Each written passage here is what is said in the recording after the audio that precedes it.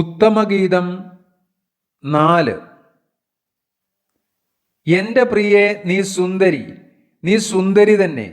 നിന്റെ മൂടുപടത്തിൻ നടുവേ നിന്റെ കണ്ണ് പ്രാവിൻ കണ്ണുപോലെ ഇരിക്കുന്നു. നിന്റെ തലമുടി ഗിലെയാദ് മലഞ്ചെരുവിൽ കിടക്കുന്ന കോലാട്ടിൻ കൂട്ടം പോലെയാകുന്നു. നിന്റെ പല്ല് രോമം കത്രിച്ചിട്ട് കുളിച്ചു കയറി വരുന്ന ആടുകളെ പോലെ ഇരിക്കുന്നു. അവയിലൊന്നും മച്ചിയായിരിക്കാതെ എല്ലാം ഇരട്ട പ്രസവിക്കുന്നു.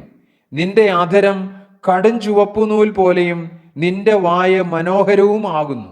നിന്റെ ചെന്നികൾ നിന്റെ മൂടുപടത്തിനുള്ളിൽ മാതളപ്പഴത്തിൻ ഖണ്ഡം പോലെ ഇരിക്കുന്നു.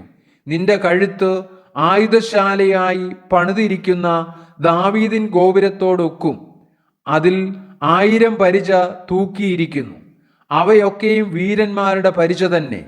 നിന്റെ സ്തനം രണ്ടും താമരയ്ക്കിടയിൽ മേയുന്ന ഇരട്ട പിറന്ന 2 മാൻകുട്ടികൾക്ക് സമം. വെയിലാറി നിഴൽ കാണാതെയാകുവോളം ഞാൻ മൂറിൻ മലയിലും കുന്തിരുക്ക കുന്നിലും ചെന്നിരിക്കാം. എൻ്റെ പ്രിയേ, നീ സർവാംഗ സുന്ദരി, നിന്നിൽ യാതൊരു ഊനവുമില്ല. കാന്തേ, ലബാനോനെ വിട്ട് എന്നോടുകൂടെ വരിക.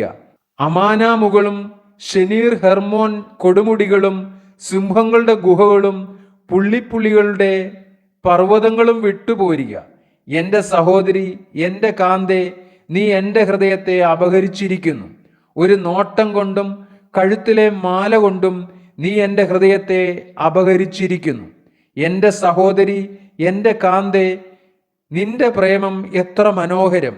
വീഞ്ഞിനേക്കാൾ നിന്റെ പ്രേമവും സകലവിധ സുഗന്ധവർഗത്തേക്കാൾ നിന്റെ തൈലത്തിൻ്റെ പരിമളവും എത്ര രസകരം! അല്ലയോ കാന്തേ, നിന്റെ അധരം തേൻകട്ട പൊഴിക്കുന്നു. നിന്റെ നാവിൻ കീഴിൽ തേനും പാലുമുണ്ട്. നിന്റെ വസ്ത്രത്തിൻ്റെ വാസന ലബാനോന്റെ വാസന പോലെ ഇരിക്കുന്നു. എൻ്റെ സഹോദരി, എൻ്റെ കാന്ത, കെട്ടി അടച്ചിരിക്കുന്ന ഒരു തോട്ടം, അടച്ചിരിക്കുന്ന ഒരു നീരുറവ്, മുദ്രയിട്ടിരിക്കുന്ന ഒരു കിണർ, നിന്റെ ചിനപ്പുകൾ വിശിഷ്ട ഫലങ്ങളോടുകൂടിയ മാതളത്തോട്ടം, മൈലാഞ്ചിയോടുകൂടെ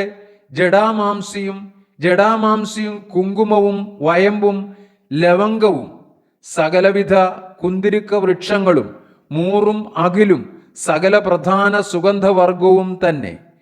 നീ തോട്ടങ്ങൾക്കൊരു നീരുറവും വറ്റിപ്പോകാത്ത കിണറും ലബാനോനിൽ നിന്ന് ഒഴുകുന്ന ഒഴുക്കുകളും തന്നെ.